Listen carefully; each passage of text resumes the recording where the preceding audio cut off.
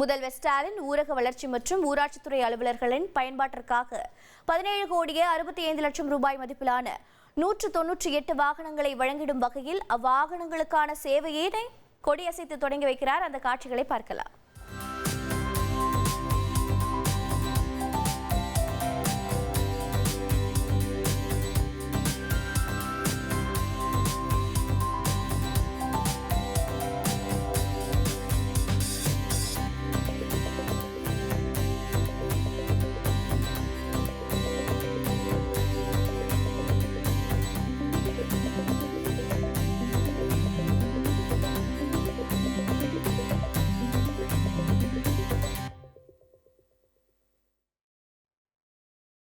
மேலும் விவரங்களை செய்தியாளர் பாஸ்கர் வழங்கிட கேட்கலாம். பாஸ்கர், வணக்கம்.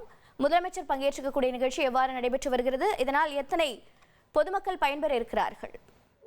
ஊரக வளர்ச்சித்துறையில அலுவலர்களுடைய பயன்பாட்டுக்கு 17 கோடியே 65 லட்சம் ரூபாய் மதிப்பீட்டுல 198 வாகனங்கள் வாங்கப்பட்டிருக்கிறது. அந்த வாகனங்கள்ல ஊரக வளர்ச்சித்துறையுடைய பணிகள் என்பது மேற்கொள்ளப்படும்.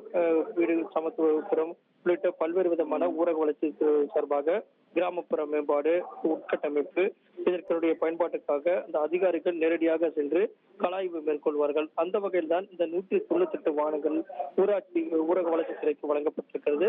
அந்த வாகனங்களை தமிழக முதலமைச்சர் கொடியசைத்து துவக்கி வைத்திருக்கிறார்.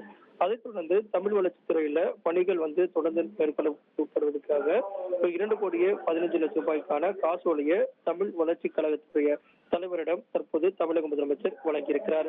100 கோடி ரூபாய் இந்து சமய அறநிலையத்துறை சார்பில் 1000 ஆண்டுகளுக்கு முற்பட்ட 63 திருக்கோயில்கள்ல அதை பழமை மாறாமல் புனரமைக்கக்கூடிய பணிகள் என்பது திருப்பணிகளாக மேற்கொள்ளப்படுகிறது. அந்த பணிகளையும் தமிழக முதலமைச்சர் காணொலி காட்சி வாயிலாக தற்போது தொடங்கி வைத்திருக்கிறார். பள்ளிக்கல்வித்துறை சார்பில் தமிழ்நாட்டில் இருக்கக்கூடிய பல்வேறு மாவட்டங்கள்ல 72 அரசு உயர்நிலைப் பள்ளிகள், பெண்நிலைப் பள்ளிகள், 99 கோடி ரூபாய் செலவுல கட்டப்பட்டிருக்கக்கூடிய வகுப்பறைகள், 54 கழிவறைகள் மற்றும் 13 ஆய்வகங்களையும் 472 முடிவுற்ற பணிகளையும் தமிழக முதலமைச்சர் தற்போது திறந்து வைத்திருக்கிறார். ட்ரெண்ட ஃப்ரெண்ட் ஆக்கிக்கோங்க. தந்தி டிவியின் சப்ஸ்கிரைபர்ஸ் அண்ட் ஃபாலோவர்ஸ் குடும்பத்துல நீங்களும் இணையுங்க.